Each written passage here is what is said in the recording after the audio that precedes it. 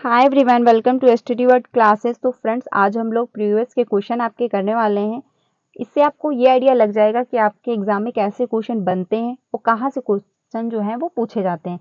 तो हम लोग प्रॉपर डेली थ्योरी कर रहे थे, बट आज हम लोग पीवाईक्यू यानी प्रीवियस के आपके क्वेश्चन करने वाले हैं। इसमें जो हिस्ट्री का पार्ट है हम लोग वो देखने वाले हैं। इसमें 40 क्वेश्चन आपके एग्जाम में पूछे जाते हैं, तो हम लोग 40 क्वेश्चन करने वाले हैं।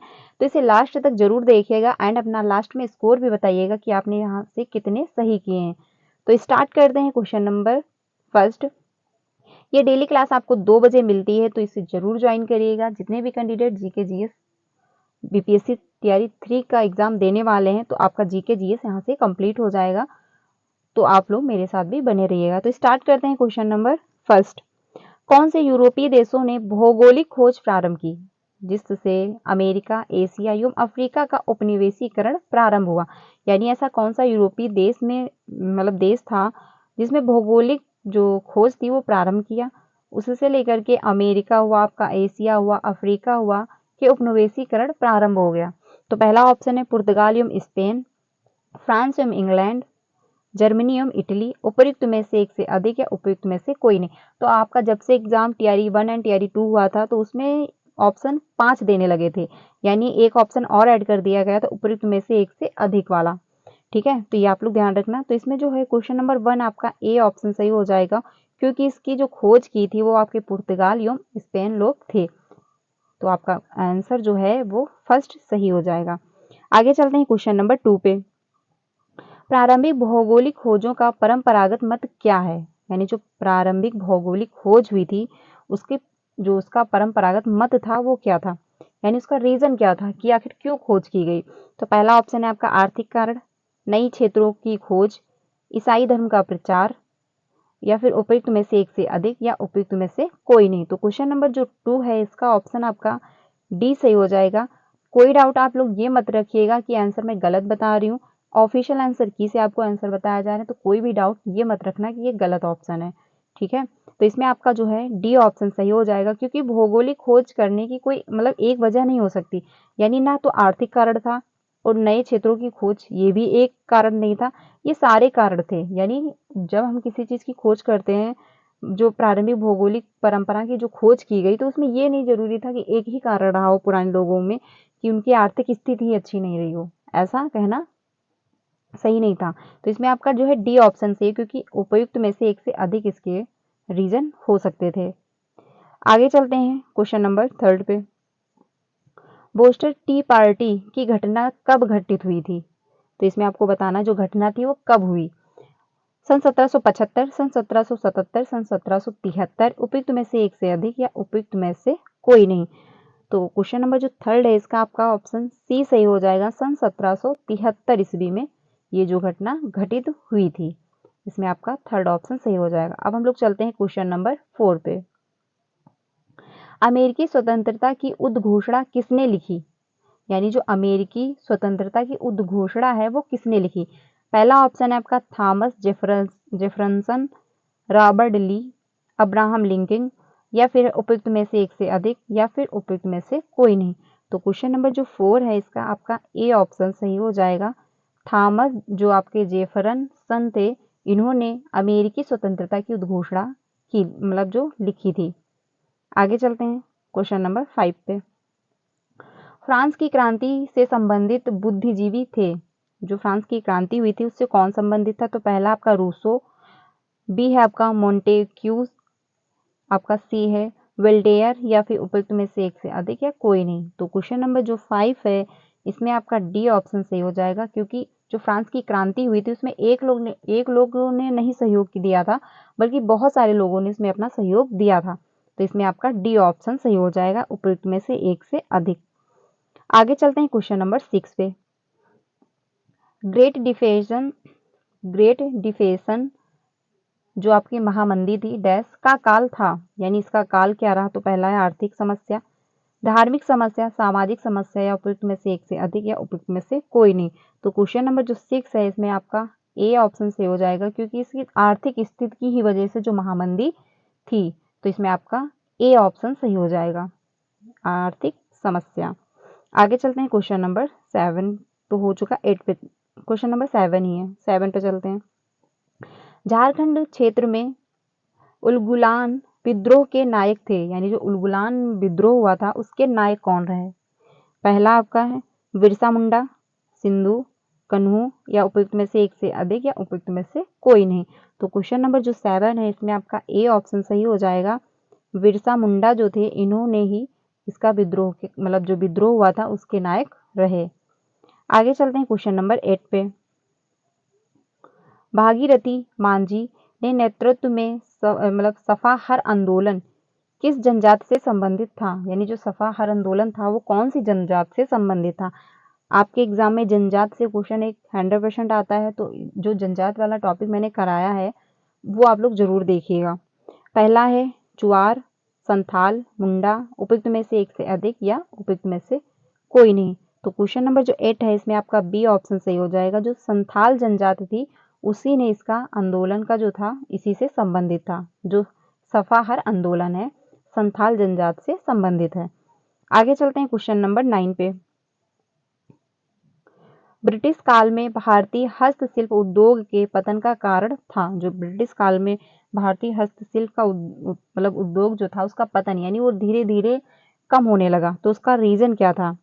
मशीन निर्मित वस्तुओं में प्रतिस्पर्धा आ गई, भारत में ब्रिटिश सरकार का दमनकारी नीतियां थी, या भारतीय वस्तुओं पर अत्यधिक कर जो यानी कर लिया जाने लगा था, यही रीजन था, या फिर उपयुक्त में से एक से अधिक या उपयुक्त में से कोई नहीं। तो क्वेश्चन नंबर जो 9 है इसका आपका डी ऑप्शन सही हो जाएगा, क्योंकि अगर जो हस्तशिल्प उद्योग थे वो डाउन पड़ने लगे थे यानी उसका जो उसकी उपयोगिता थी वो धीरे धीरे कम होने लगी थी, तो उसका एक ही रीजन नहीं था, बहुत सारे रीजन थे।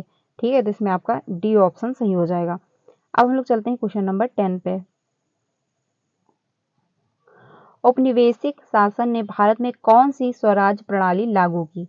पहला ऑप्शन है स्थानीय बंदोबस्त, दूसरा ऑप्शन है रेतवारी बंदोबस्त या महालवारी बंदोबस्त, या फिर उपयुक्त में से एक से अधिक या उपयुक्त में से कोई नहीं। तो क्वेश्चन नंबर जो 10 है इसमें आपका डी ऑप्शन सही होगा, उपयुक्त में से एक से अधिक।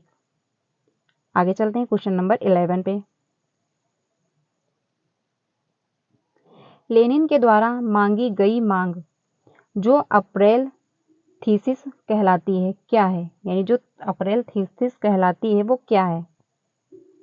प्रथम विश्व युद्ध समाप्त होना चाहिए, कृषकों को भूमि स्थानांतरित होना चाहिए, बैंकों का राष्ट्रीयकरण होना चाहिए, या उपयुक्त में से एक से अधिक या उपयुक्त में से कोई नहीं। तो 11 जो है इसका डी ऑप्शन सही हो जाएगा, उपयुक्त में से एक से अधिक।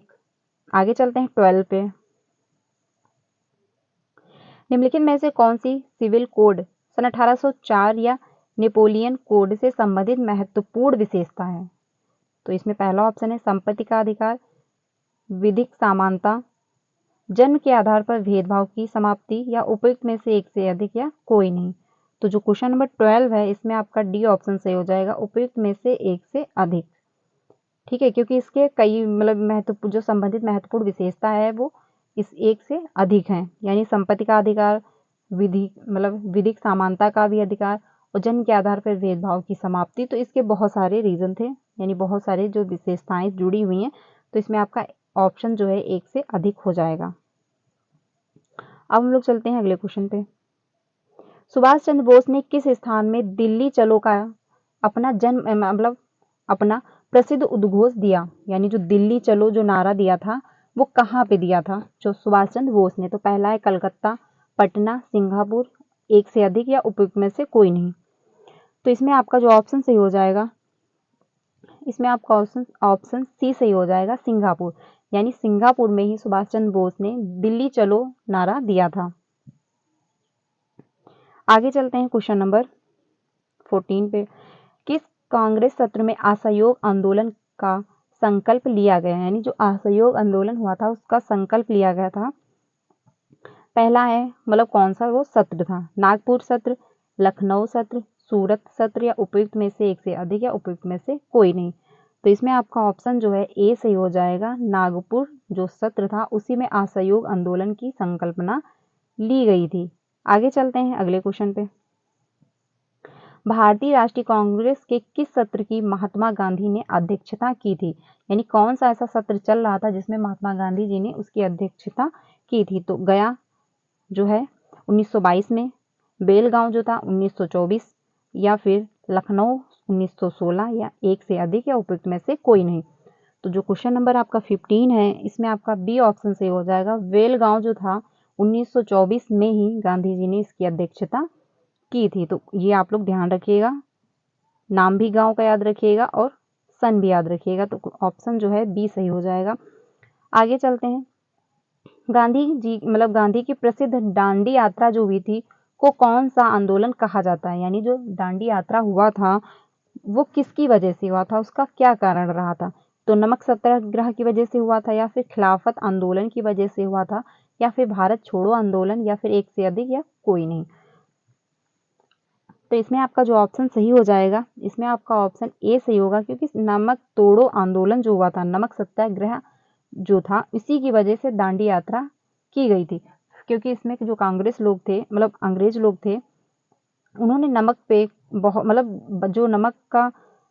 जो नमक देते थे उसका जो बहुत ज़्यादा बढ़ा के वो नमक देते थे, उससे कम दाम में ना होके 2 गुना 3 गुना दाम बढ़ा के नमक देते थे। आगे चलते हैं अगले क्वेश्चन पे। सन 1857 की क्रांति में किसने जगदीशपुर में एक विद्रोह का नेतृत्व किया? सन 1857 की क्रांति में। तो इसमें है पहला बेगम हजरत महल, कुंवर सिंह, तात्या टोपे, उपयुक्त में से एक से अधिक, या उपयुक्त में से कोई नहीं। तो क्वेश्चन नंबर जो 17 है, इसमें आपका बी ऑप्शन सही हो जाएगा। कुंवर सिंह जो थे, उन्होंने ही सन 1857 की क्रांति में जगदीशपुर में नेतृत्व किया था, विद्रोह का नेतृत्व किया था। ये आप लोग ध्यान रखिएगा, जगह याद रखिएगा, जगदीशपुर में कुंवर सिंह ने इसका नेतृत्व किया था। आगे चलते हैं अगले क्वेश्चन पे। किसने फॉरवर्ड ब्लॉक की स्थापना की थी? पहला ऑप्शन है चित्तरंजन दास ने किया, सुभाष चंद्र बोस ने किया, जवाहरलाल नेहरू ने किया, एक से अधिक, या उपयुक्त में से कोई नहीं। तो इसमें जो आपका ऑप्शन सही होगा, बी सही हो जाएगा। सुभाष चंद्र बोस ने इसकी स्थापना की थी, फॉरवर्ड ब्लॉक की स्थापना सुभाष चंद्र बोस ने की थी। आगे चलते हैं अगले क्वेश्चन पे।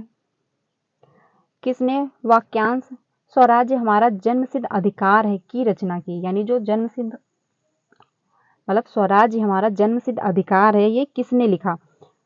बाल गंगाधर तिलक ने लिखा, लाला लाजपत राय ने लिखा, या महात्मा गांधी जी ने लिखा, या उपयुक्त में से एक से अधिक, या कोई नहीं। तो इसमें जो आपका ऑप्शन सही हो जाएगा, ए ऑप्शन सही हो जाएगा। बाल गंगाधर तिलक ने जो लिखा स्वराज्य हमारा जन्मसिद्ध अधिकार है, तो इसमें आपका ए ऑप्शन सही हो जाएगा। आगे चलते हैं 20 पे। हम लोगों ने 20 क्वेश्चन कवर कर लिए, अब आपके सिर्फ 20 बचे हुए, तो इसे लास्ट तक जरूर देखिएगा। ये काफ़ी इंपॉर्टेंट क्वेश्चन है, ये आपके जो आए हुए हैं तैयारी 1 में, वो वाला एक सेट है। आगे चलते हैं। किसने अवध किसान सभा की स्थापना की थी? तो पहला है बाबा रामचंद्र दास ने, दयानंद सरस्वती ने, बिरसा मुंडा ने, या फिर उपयुक्त में से एक से अधिक, या उपयुक्त में से कोई नहीं। तो इसमें जो आपका ऑप्शन सही हो जाएगा, ए ऑप्शन सही हो जाएगा। बाबा रामचंद्र दास ने इसकी स्थापना की थी, जो अवध किसान की सभा थी। आगे चलते हैं क्वेश्चन नंबर 21 पे। 21 जो है, आनंद मठ की रचना किसने की थी? जो आनंद मठ था उसकी रचना किसने की? दीन बंधु मित्र ने की, रविन्द्रनाथ टैगोर ने की, बंकिम चंद्र चट्टोपाध्याय ने की, उपयुक्त में से एक से अधिक, या कोई नहीं। तो 21 जो क्वेश्चन है, इसमें आपका सी ऑप्शन सही हो जाएगा, उपयुक्त में से एक से अधिक। आनंद मठ की जो रचना है वो एक से अधिक। आपका ऑप्शन इसमें 21, इसमें आपका सॉरी ये ना होकर के आपका इसमें सी ऑप्शन होगा, बंकिम चंद्र चट्टोपाध्याय जी ने इसकी रचना की थी। तो इसमें आपका सी ऑप्शन सही होगा, डी नहीं होगा। आगे चलते हैं क्वेश्चन नंबर 22 पे। भारतीय उपमहाद्वीप के उत्तर पश्चिम क्षेत्र में सविनय अवज्ञा आंदोलन का नायक कौन था? यानी जो उत्तर पश्चिम क्षेत्र में सविनय अवज्ञा आंदोलन हुआ था, तो उसके नायक कौन थे? पहला ऑप्शन है अबुल कलाम आज़ाद, शौकत अंसारी, अब्दुल गफ्फर खान, या फिर उपयुक्त में से एक से अधिक, या उपयुक्त में से कोई नहीं। तो 22 जो है, इसमें आपका सी ऑप्शन सही हो जाएगा, अब्दुल गफ्फर खान। इन्होंने ही इसका नेतृत्व इसके नायक ये रहे सविनय अवज्ञा आंदोलन के।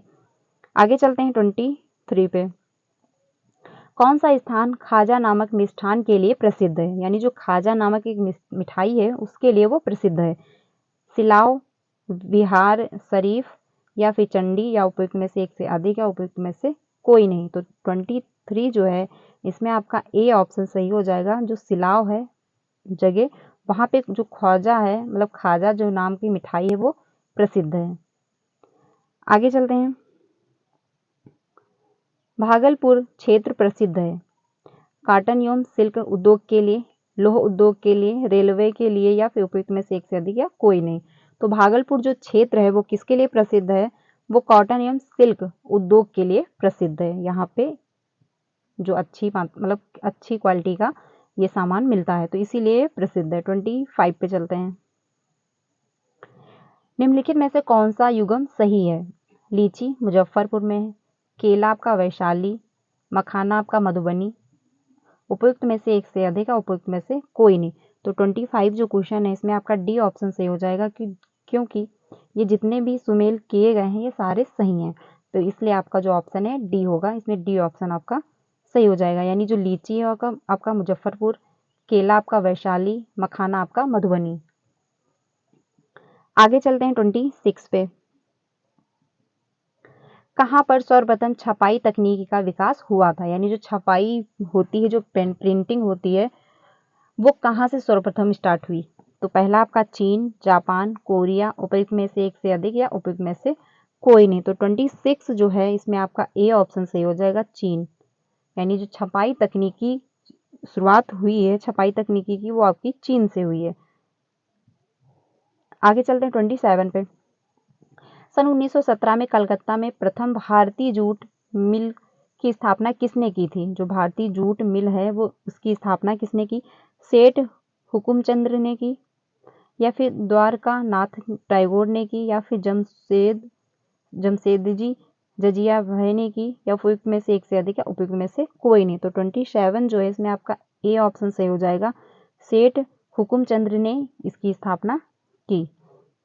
आगे चलते हैं। होम चैलेंज जो है,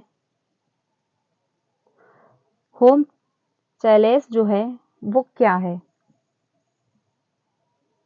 पहला है ऑप्शन इसमें, भारत के बाह्य ऋण पर दिया जाने वाला ब्याज, ब्रिटिश अधिकारियों का व्यक्तिगत संप्राप्ति प्रेषण, या ब्रिटिश अधिकारियों का पेंशन, या फिर उपयुक्त में से एक से अधिक, या कोई नहीं। तो 28 जो है इसमें आपका डी ऑप्शन सही हो जाएगा, उपयुक्त में से एक से अधिक। आगे चलते हैं 30 पे, 29 पे। 29 जो है, किसने स्वदेशी आंदोलन की प्रेरणा हेतु भारत माता की पेंटिंग चित्रित की थी? यानी जो भारत माता की पेंटिंग थी वो चित्रित की। तो पहला ऑप्शन है आपका अवनिंद्री नाथ टैगोर ने की, या रविंद्रनाथ टैगोर ने की, या देवेंद्र नाथ टैगोर ने की, या उपयुक्त में से कोई नहीं, या उपयुक्त में से एक से अधिक। तो इसमें आपका जो 29 है इसमें आपका ए ऑप्शन सही हो जाएगा, अरविंद जो थे नाथ टैगोर ने इसकी जो पेंटिंग है भारत माता की वो उन्होंने ही चित्रित की। आगे चलते हैं क्वेश्चन नंबर 30 पे। किसने यंग इटली नामक गुप्त जो है संस्था की स्थापना की? तो पहला आपका मंजनी, सेकंड ऑप्शन है इमेन्यूल गेरिबल्टी, उपयुक्त में से एक से अधिक, या उपयुक्त में से कोई नहीं। तो 30 जो क्वेश्चन है इसमें आपका ए ऑप्शन सही हो जाएगा। इसमें मंजी जो थे उन्होंने यंग इटली नामक गुप्त संस्था की स्थापना की थी। आगे चलते हैं 31 पे। सन 1920 ईस्वी में असहयोग आंदोलन के दौरान कांग्रेस के विधान परिषदों के बहिष्कार के सिद्धांत का कौन सा जो प्रबल विरोधी था? यानी जो असहयोग आंदोलन हुआ था उसमें कांग्रेस के जो विधान परिषद थे उनका बहिष्कार कर दिया गया। वो जो सिद्धांत था वो उसका जो प्रबलन था विरोधी कौन रहा? मोतीलाल नेहरू थे, या फिर चित्तरंजन दास थे, या लाला लाजपत राय थे, या उपयुक्त में से एक से अधिक, या कोई नहीं। 31 जो है इसमें आपका डी ऑप्शन सही हो जाएगा, उपयुक्त में से एक से अधिक। यानी जो उसके प्रबल विरोधी रहे वो एक से अधिक थे। आगे चलते हैं क्वेश्चन नंबर 32 पे। यह किसने कहा कि क्रांतिकारियों का उद्देश्य आतंकवाद नहीं अपितु क्रांति, और क्रांति का उद्देश्य भारत में राष्ट्रीय सरकार की स्थापना है? तो यह स्टेटमेंट किसने दिया? भगत सिंह ने, सुभाष चंद्र बोस ने, बाल गंगाधर तिलक ने, एक से अधिक या उपयुक्त में से कोई नहीं। तो 32 जो है इसमें आपका बी ऑप्शन सही हो जाएगा। सुभाष चंद्र बोस ने ये कहा कि क्रांतियों का उद्देश्य आतंकवाद नहीं अपितु क्रांति और क्रांति का उद्देश्य भारत में राष्ट्रीय सरकार की स्थापना है। तो ये सुभाष चंद्र बोस जी ने कहा। आगे चलते हैं 33 पे। राष्ट्रीय संघ के दायित्व को निभाने के लिए किस पैक्ट में विभिन्न देशों ने मिलकर यह घोषित किया कि युद्ध को राष्ट्रीय नीति का उपकरण न बनाया जाए? तो पहला आपका है केलांग ब्रेट पैक्ट, पेरिस शांति समझौता, लघु मैत्री संधि या उपयुक्त में से एक से अधिक या कोई नहीं। तो 33 जो है इसमें आपका ए ऑप्शन सही हो जाएगा, केलांग ब्रेट पैक्ट, इन्होंने इसकी। आगे चलते हैं। औद्योगिक क्रांति के संदर्भ में कर्डिंग शब्द जो है इसे इंगित करता है। पहला ऑप्शन है वस्तुओं के आदान प्रदान को, उस प्रक्रिया को जिसमें कपास या ऊन की कताई की जाती है, या लंकासाय के शहरों में बने विशिष्ट वस्त्र, उपयुक्त में से अधिक या उपयुक्त में से कोई नहीं। तो 34 जो है इसमें आपका 34 का आपका बी ऑप्शन सही हो जाएगा। जो कटिंग है इसका शब्द जो है इंगित करता है, यानी जो संबोधित करता है उस प्रक्रिया को जिसमें कपास या ऊन की कताई की जाती है। तो इसमें आपका बी ऑप्शन सही हो जाएगा। आगे चलते हैं 35 पे।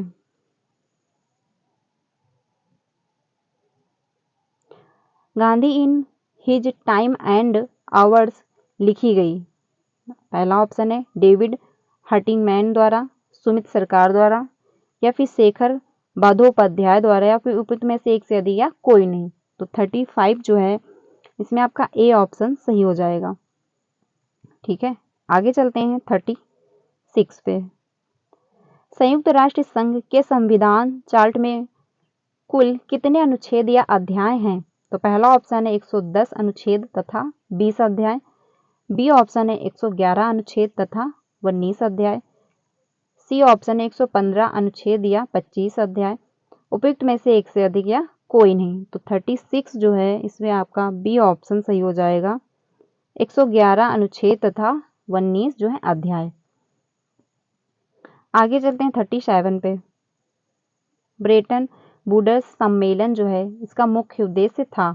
पहला ऑप्शन है औद्योगिक विश्व में आर्थिक स्थिरता एवं पूर्ण रोजगार, विश्व व्यापार संगठन के माध्यम से वैश्विक आर्थिक स्थिरता लाना, द्वितीय विश्व युद्ध में उपजी आर्थिक मंदी को कम करना, उपयुक्त में से एक से अधिक या कोई नहीं। तो 37 जो इसमें आपका डी ऑप्शन से हो जाएगा, उपयुक्त में से एक से अधिक। आगे चलते हैं 38 पे।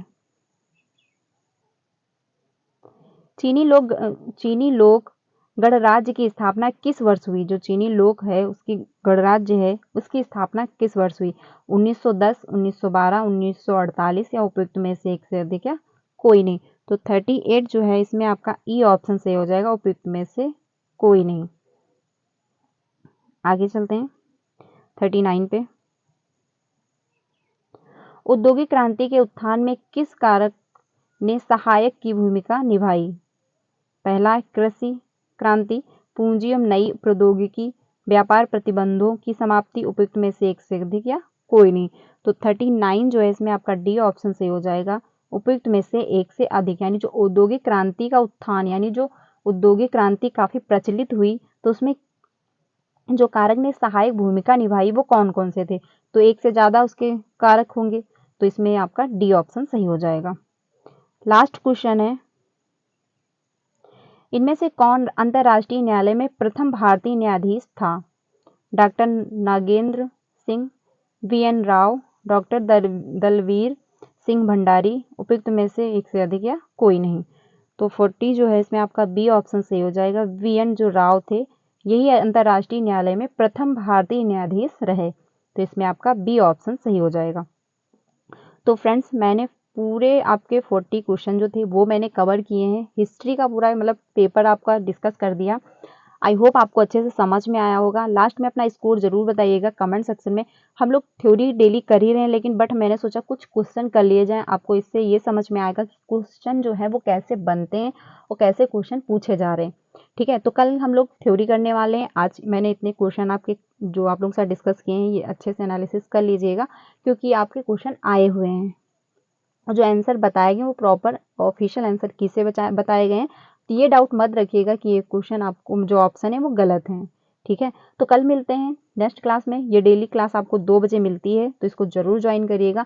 कल हम लोग थ्योरी करने वाले हैं, ऐसे ही करके थ्योरी करेंगे और कभी कभी प्रीवियस के क्वेश्चन भी कर लिया करेंगे। तो आप लोग मेरे साथ भी बने रहिएगा। आपको जो डेली 3 बजे क्लास मिलती है वो पेपर 1 एंड पेपर 2 दोनों के लिए होती है, क्योंकि उसमें हम लोग सीडीपी कवर कर रहे हैं। उसमें हमने ग्रोथ एंड डेवलपमेंट के 30 क्वेश्चन किए हैं, वो काफ़ी इंपॉर्टेंट है। वहाँ से आपके 5 नंबर पक्के हो जाएंगे, तो उसको जरूर ज्वाइन करिएगा। एंड साथ ही साथ आपको जो 5 बजे क्लास मिलती है वो एसएसटी की होती है। उसमें हम लोग प्रॉपर थ्योरी कवर कर रहे हैं। चैप्टर जो मतलब क्लास 6 की हिस्ट्री पूरी कंप्लीट हो गई है, और जो हम लोग चल रही है इस टाइम जो क्लास 7 की हिस्ट्री है उसमें चैप्टर नंबर 5 कंप्लीट हो चुके हैं, तो उसको जरूर ज्वाइन करिएगा। जितने भी कैंडिडेट बीपीएससी वाले हैं 5 बजे वाली क्लास जरूर देखिएगा, क्योंकि वहाँ से आपकी एनसीईआरटी कवर हो जाएगी और 2 बजे वाली क्लास से आपकी एससीईआरटी कंप्लीट हो जाएगी। तो आपका जीके जीएस जो है सेक्शन वो पूरा अच्छे से कंप्लीट हो जाएगा। तो 2 बजे वाली क्लास एंड 5 बजे वाली क्लास दोनों आप लोग जरूर देखिएगा। एंड सीटेड वाले जितने भी कैंडिडेट हैं वो 3 बजे एंड 5 बजे वाली क्लास देखिएगा। इससे आपका सारा जो पेपर है वो कंप्लीट हो जाएगा। 3 बजे वाली क्लास में हम लोग सीडीपी हिंदी पूरी पैडालॉजी मैंने कवर कर दी और बहुत सारे आपके प्रीवियस के क्वेश्चन भी किए हुए हैं। अब हम लोग ईवीएस करने वाले हैं, तो आप लोग जुड़े रहिएगा मेरे साथ। अगर चैनल पर पहली बार आए तो वीडियो को लाइक करके चैनल को सब्सक्राइब कर लीजिएगा, सो दैट आपको ऐसी क्लासेस मिलती रहें जो कि आपके पेपर से रिलेटेड होती हैं। बाकी आपको टीचिंग से रिलेटेड यहाँ से सारी इन्फॉर्मेशन दी जाती है, तो आप लोग मेरे साथ भी बने रहिएगा। क्लास अच्छी लगी हो तो इसको लाइक जरूर करिएगा एंड कमेंट सेक्शन में अपने कितना स्कोर किया है वो भी बताइएगा। मिलते हैं नेक्स्ट क्लास में। Thank you.